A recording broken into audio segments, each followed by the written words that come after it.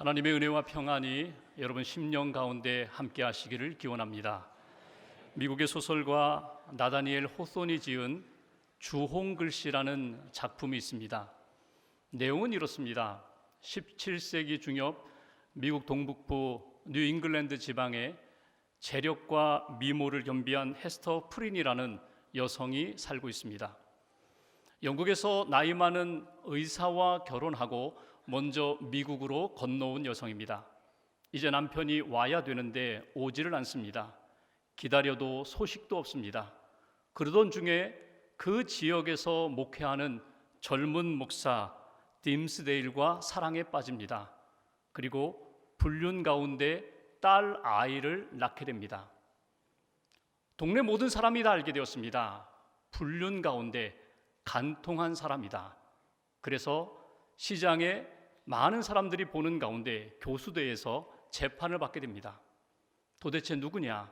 남자가 누구냐? 그 이름을 대라는 것입니다. 같이 처벌하겠다는 것입니다.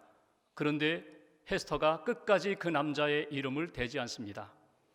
결국 판결은 주홍글씨, 다시 말하면 어덜터리, 간통녀라는 의미를 담고 있는 그 어덜터리 앞글자 A, 붉은 A 글자를 가슴에 이렇게 달고 평생을 살라는 판결을 받습니다. 딸과 함께 변두리로 가서 오두막에서 삭바느질을 하면서 어렵게 살아갑니다.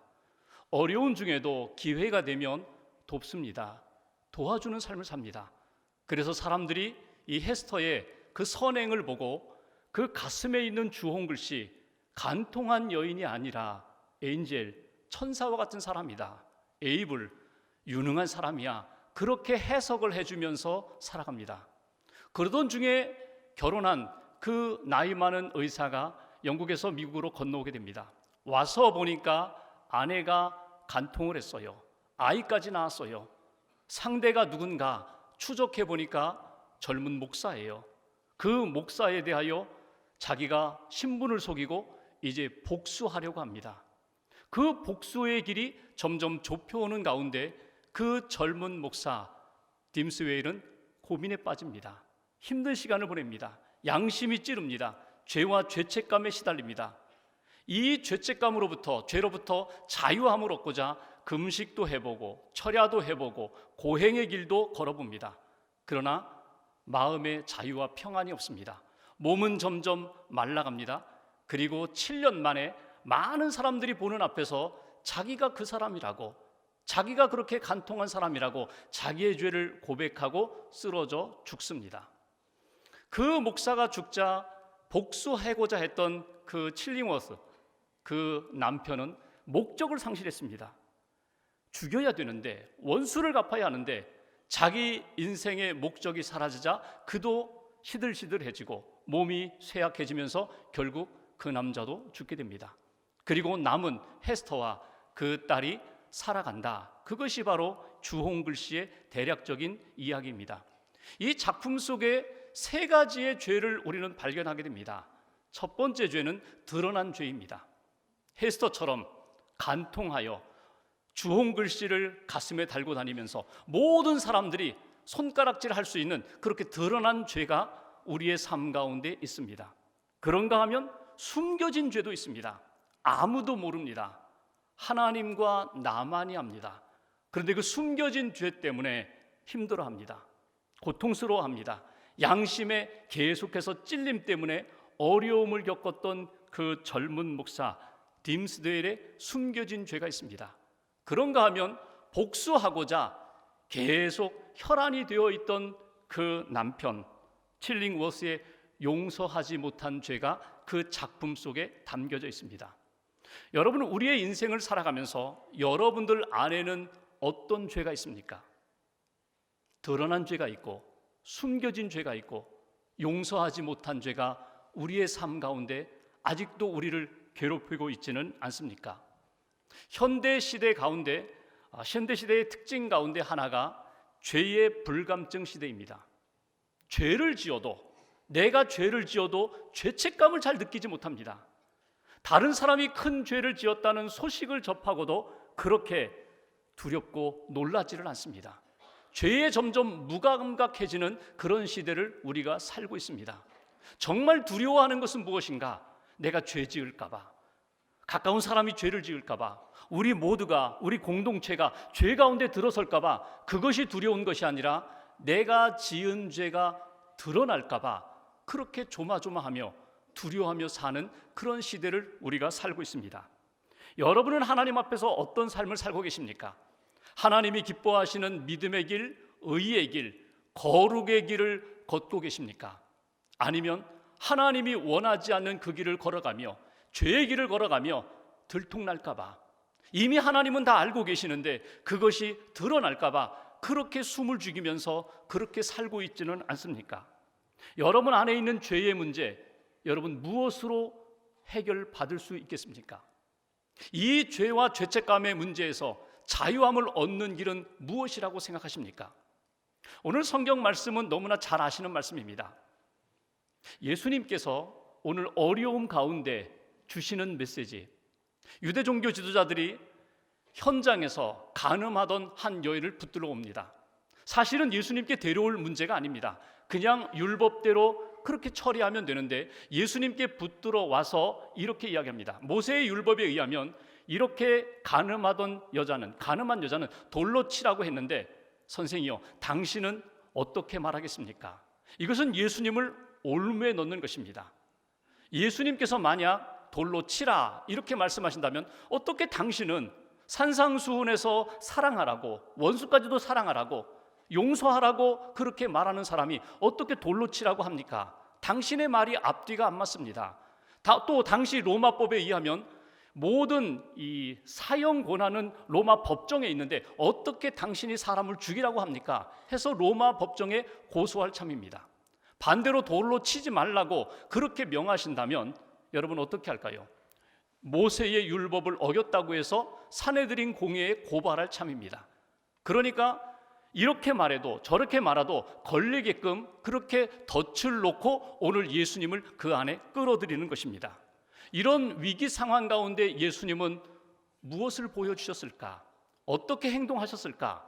어떤 말씀을 하셨을까? 오늘 그 말씀을 통하여 우리에게 주시는 메시지를 건져 올리고자 합니다.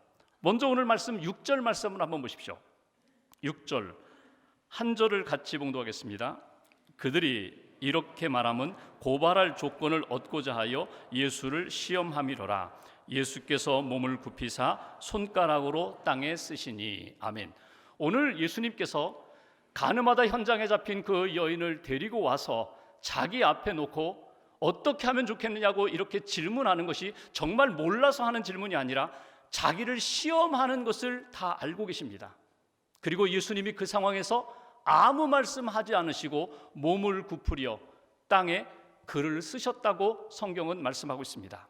오늘 첫 번째, 예수님께서 보여주신 이 침묵 가운데 땅에 글을 쓰신 이 말씀을 통하여 우리에게 주시는 메시지가 있습니다. 그것은 너 자신을 돌아보라는 것입니다. 너 자신을 돌아보라고. 행동하기 전에 너 자신 안에 하나님이 주시는 메시지에 귀를 기울여 보라고. 하나님 앞에서 정직하게 나아가 하나님 앞에 내 자신의 모습이 어떤지, 내 마음의 동기가 어떤지, 내가 지금 무엇을 하고자 하는지 하나님 앞에서 자신을 점검하고 돌아보라는 것입니다. 오늘 예수님께서 침묵하시면서 땅에 글을 쓰셨다고, 땅에 쓰셨다고 말씀합니다. 여기 썼다라는 이 표현이 카타그라펜입니다. 카타라는 것은 무엇에 대하여, 그라펜은 쓴다는 표현입니다.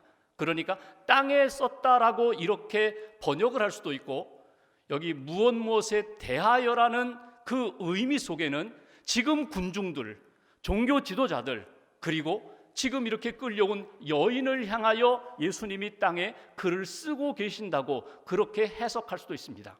예수님이 지금 땅에 글을 쓰고 계십니다. 그 내용이 무엇일까? 우리는 알 수 없습니다. 성경에 나타나 있지 않기 때문에. 많은 학자들이 추론을 합니다. 아마도 예수님이 이런 내용을 쓰셨을 것이라고. 학자들은 이렇게 이야기합니다. 아마 예수님이 십계명을 쓰셨을 것이다. 여러분, 하나님이 글을 쓰셨다, 손수 쓰셨다는 내용이 딱 한 번 나옵니다.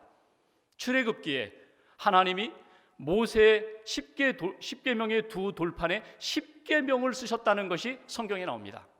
마찬가지로 예수님이 땅에다가 십계명을 쓰시면서 너희들이 하나님 마음, 하나님의 기준에 너희들이 너희 자신을 점검하라, 이렇게 십계명을 쓰셨다, 이렇게 해석하기도 하고, 또 어떤 학자는 이렇게 이야기합니다. 아마도 그들의 이름을 쓰시고 그들이 품고 있는 죄에 대하여, 숨겨진 죄에 대해서 쓰셨을 것이다. 야고보 거짓말, 요셉 간음, 이런 숨겨진 죄를 그들의 이름과 함께 쓰셨을 것이다. 또 어떤 경우에는 은밀하게 만나고 있는, 불륜 관계에 있는 두 사람의 이름을 누구와 누구 이렇게 쓰셨을 것이다. 뭐 이렇게 해석하기도 합니다. 또 어떤 사람은 이런 이야기도 합니다.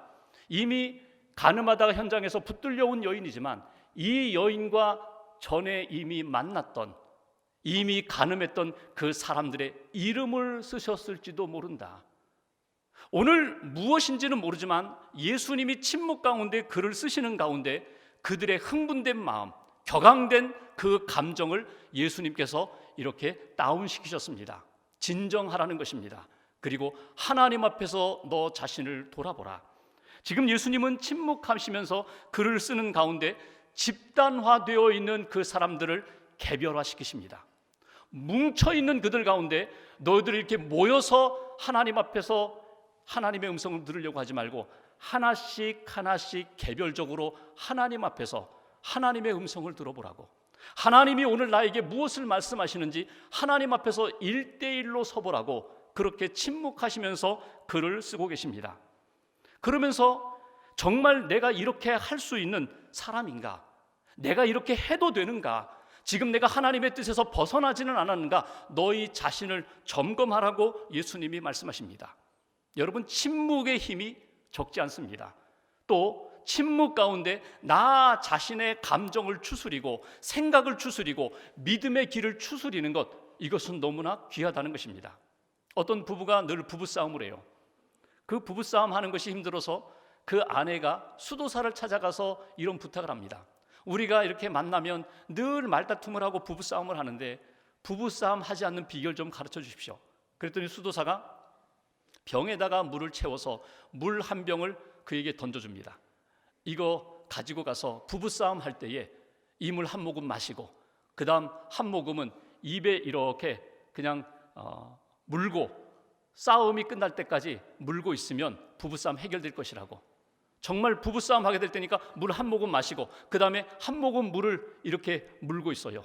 그랬더니 감정도 이렇게 내려가고 막 쏘아 붙이려고 했던 그 말도 나오지 않고, 그러니까 정말 부부싸움이 되지 않아요. 화목해져요. 부부 사이가 너무 좋아졌어요. 그런데 몇 번 그렇게 하다 보니까 병에 있는 물이 다 떨어졌어요.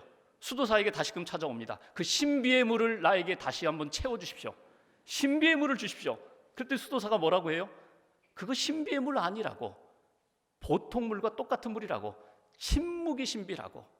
침묵하면서 자신을 돌아보는 것, 그것이 신비고 그것이 능력이라고. 여러분, 우리가 어떤 상황을 만날 때가 있어요.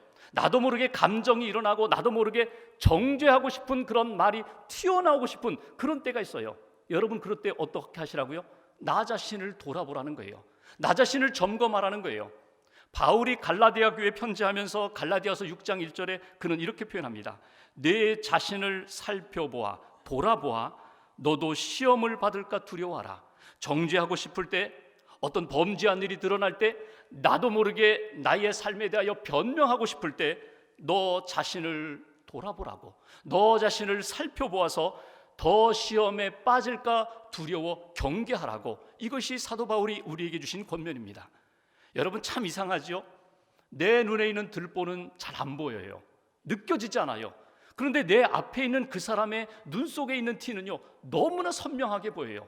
그래서 지적하고 정죄하고 비난하고, 오늘 이런 죄의 현장 가운데, 심판의 현장 가운데, 정죄하고 싶은 이런 상황 가운데 오늘 우리에게 주시는 첫 번째 메시지가 있습니다. 그것은 너 자신을 돌아보라. 하나님 앞에 서서 너 자신이 과연 이렇게 해도 되는가? 이런 말을 해도 되는가? 이런 감정으로 계속 나아가도 되는가? 하나님 앞에 너 자신을 점검하라. 이것이 오늘 말씀을 통하여 예수님이 우리에게 보여주신 첫 번째 메시지입니다. 두 번째 7절 말씀을 한번 보십시오. 7절 한 절을 같이 봉독합니다. 그들이 묻기를 맞이 아니하는지라 이에 일어나 이르시되 너희 중에 죄 없는 자가 먼저 돌로 치라 하시고, 너희 중에 죄 없는 자가 먼저 돌로 치라. 여러분, 이 말씀은 돌을 던지라는 말씀인가요? 돌을 던지지 말라, 던질 수 없다는 말씀인가요? 돌을 던지지 말라, 아니 그 누구도 돌을 던질 수 없다는 주님의 말씀입니다. 여기 죄 없는 자가 먼저 돌로 치라, 이 말씀의 의미는 오늘 우리에게 두 번째 메시지로 이렇게 다가옵니다. 주님께서 우리에게 원하시는 것, 너도 죄인임을 알라는 거예요. 이 땅에 있는 모든 사람들이 하나님 앞에 죄인인데 그냥 집단화시켜서 우리 모두가 죄인입니다, 인간은 다 죄인이죠, 인간은 다 연약하죠, 이렇게 집단화시키지 말고 하나님 앞에서 개인적으로 진실하게, 하나님 저도 죄인입니다, 하나님 저도 연약한 죄인입니다, 이렇게 고백할 수 있는 믿음의 사람이 되라는 것입니다. 오늘 현장을 한번 가보실까요? 오늘 현장에 여러 죄인들을 우리는 만나게 됩니다. 먼저 가늠하다가 현장에서 붙잡혀 온 여인, 드러난 죄인입니다.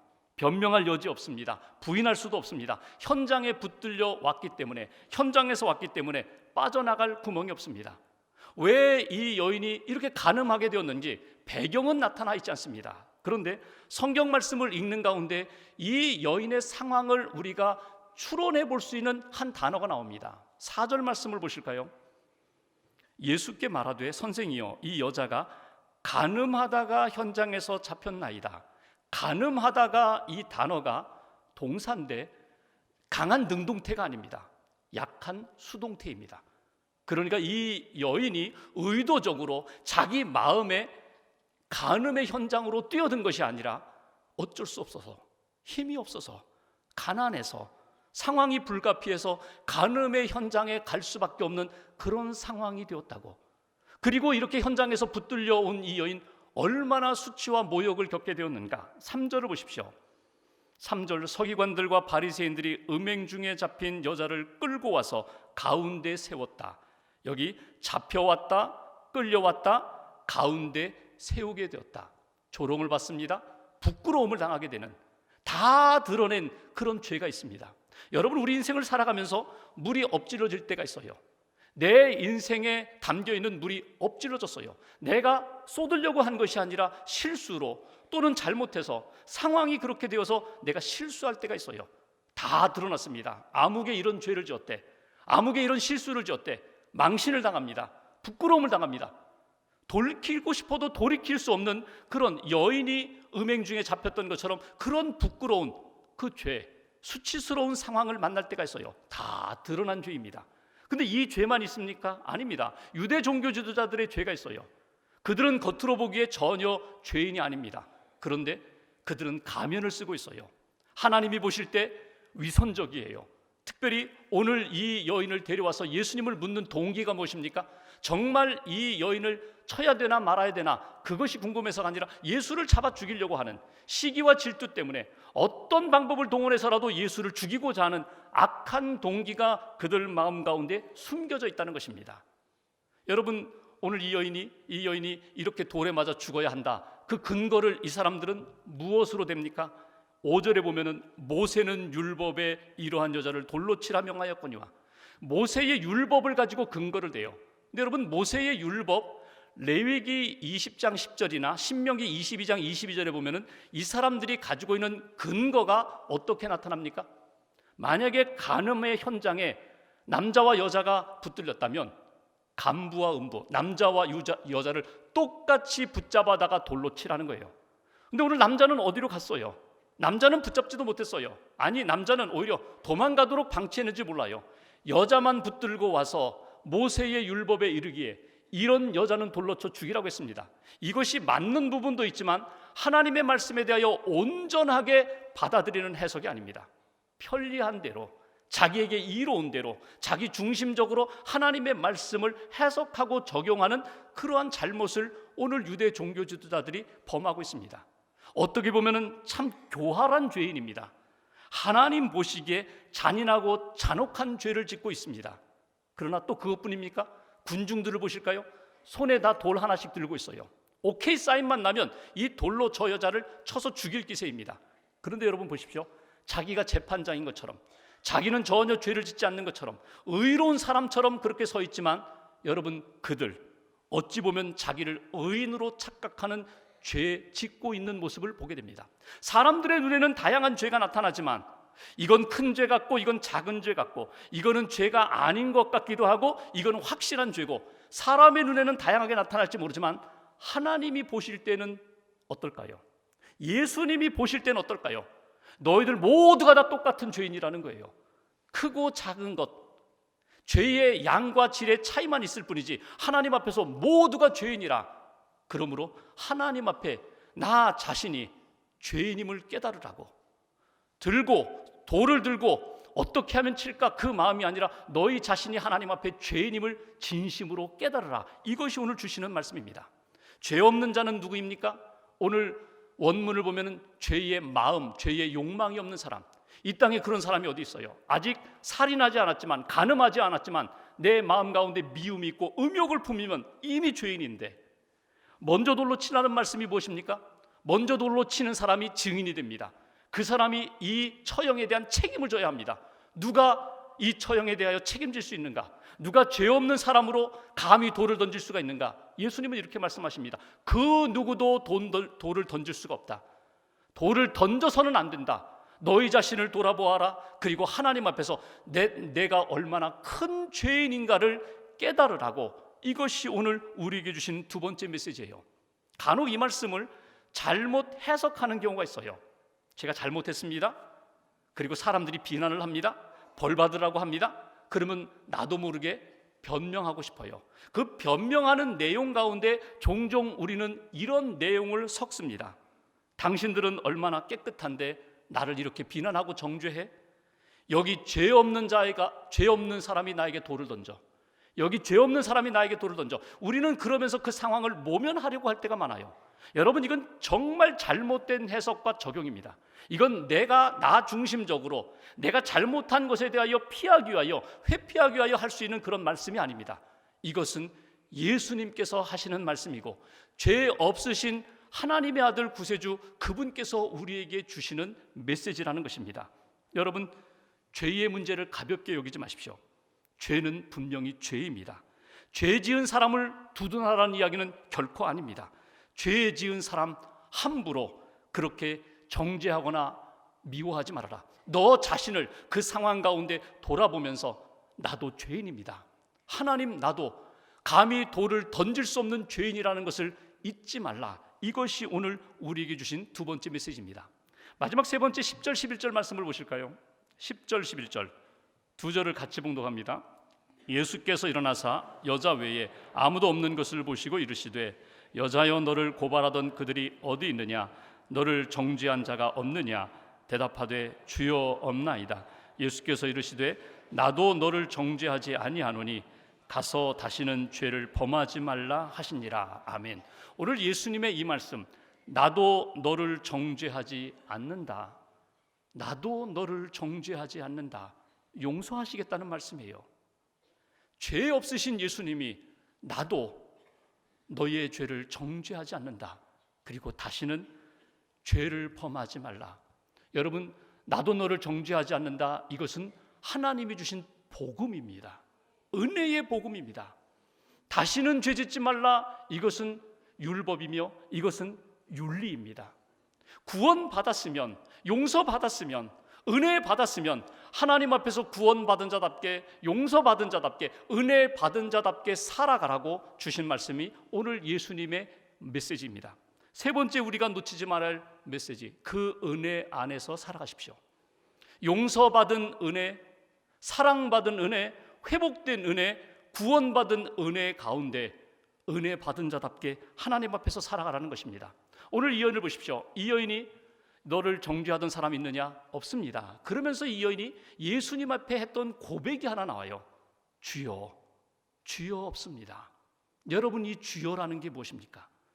오늘 예수님의 지금 모습과 예수님의 말씀을 다 들었어요. 내 죄의 문제 진정으로 해결해 주실 분은 주님 당신밖에 없습니다.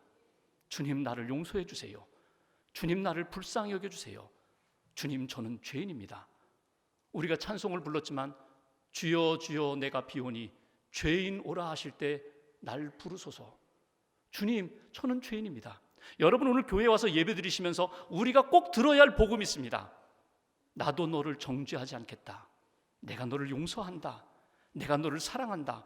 내가 너에게 은혜를 베풀겠다. 여러분 이 말씀을 우리가 들어야, 복음을 들어야 합니다. 근데 복음을 누가 들을 수가 있어요? 주님 저는 죄인입니다. 주님 저의 죄를 용서해 주세요. 주님 저를 불쌍히 여겨주세요. 이렇게 주님 앞에 엎드려 고백하는 사람들에게 주님의 은혜의 말씀이 임하고 용서의 말씀이 임하고 사죄의 은총 가운데 진정한 평안과 자유를 얻는다는 거예요. 나는 의롭습니다. 바리새인처럼 나는 이렇게 잘했습니다. 여러분 그 사람이 주님의 용서하심의 은총을 느낄 수 있을까요? 받을 수 있을까요? 오늘 이 여인이 주님 저는 죄인입니다. 내가 너를 정죄하지 않는다. 여러분 예수님은 이 땅에 의인을 부르러 온 것이 아니라 죄인을 부르러 왔다고 말씀하십니다. 죄인들에 대하여 정죄하기 위하여 오신 것이 아니라 죄인을 용서하고 구원하기 위하여 이 땅에 주님이 오셨습니다. 그 은혜를 받은 사람이라면 은혜 받은 자답게 하나님 앞에서 살아가라고. 여러분 이 말씀을 우리의 삶에 적용한다면 오늘 이 시간 우리는 어떻게 적용할 수 있을까요? 내가 지금 서야 할 자리는 어디일까요? 군중의 자리? 종교 지도자들의 자리? 아닙니다. 주님 저는 간음한 여자와 같은 그런 존재입니다. 똑같은 간음은 아닐지라도 저는 이미 하나님 앞에 큰 죄인입니다. 이 죄 때문에 너무나 힘듭니다. 드러난 죄의 모습도 있습니다. 감추어진 죄의 모습도 있습니다. 용서하지 못하는 죄의 모습도 있습니다. 하나님 나를 불쌍히 여겨주세요. 나를 용서해 주세요. 여러분 이렇게 고백하는 저와 여러분 되시기를 주의 이름으로 기원합니다. 또 하나 적용한다면 여러분 이 시간 혹시라도 내 손에 아직도 용서하지 못하고 내가 그놈 한번 이 돌 던질 거야. 한번 그놈도 한번 당해봐야 돼. 돌 들고 있다면 여러분 돌 내려놓으세요. 혹시라도 마음에 큰 바위 같은 걸 들고 언젠가 내가 한 방 먹이리라 그 마음을 품고 있다면 여러분 주님 앞에서 내려놓으세요.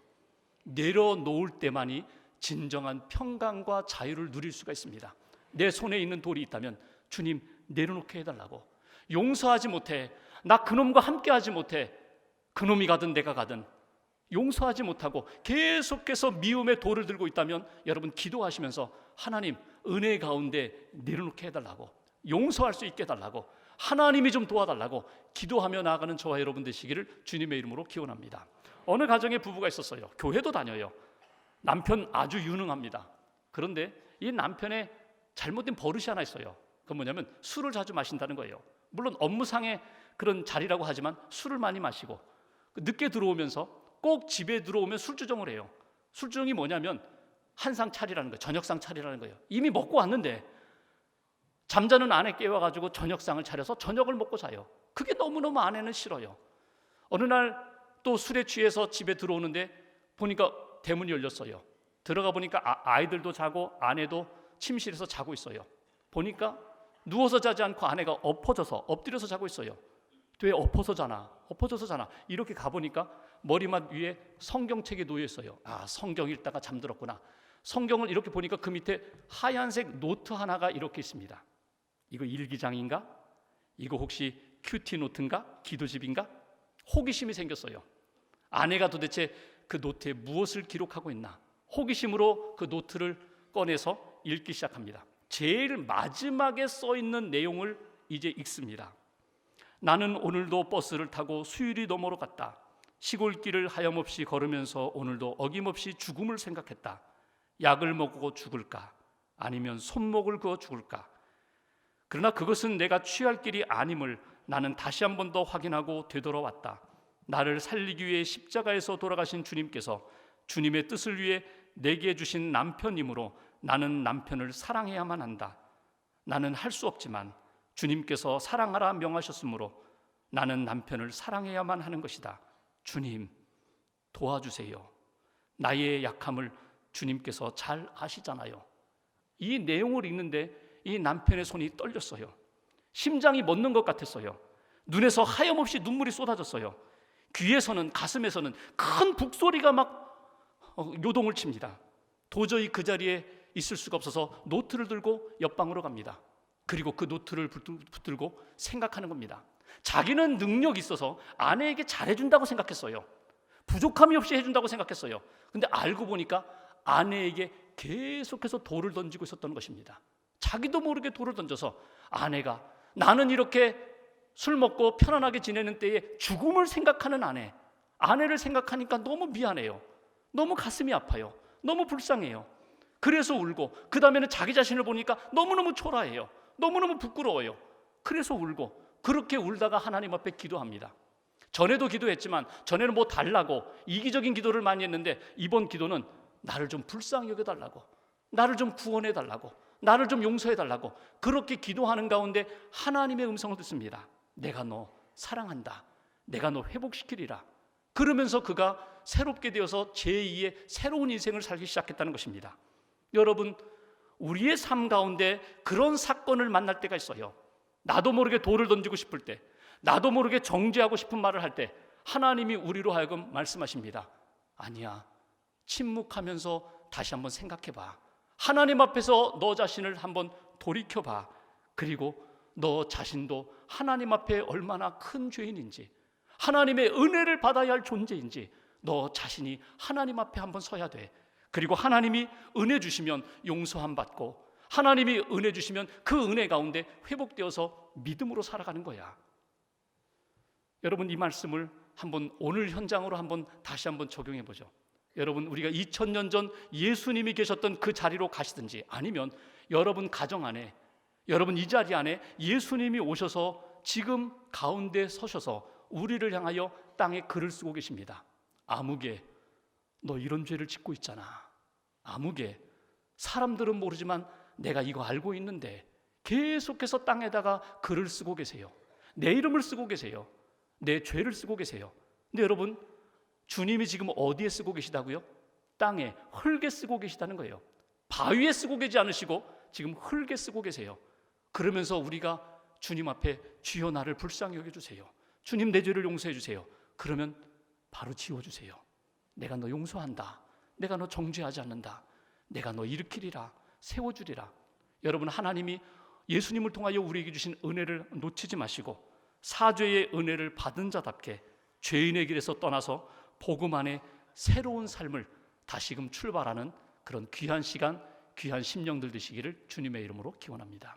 기도하겠습니다.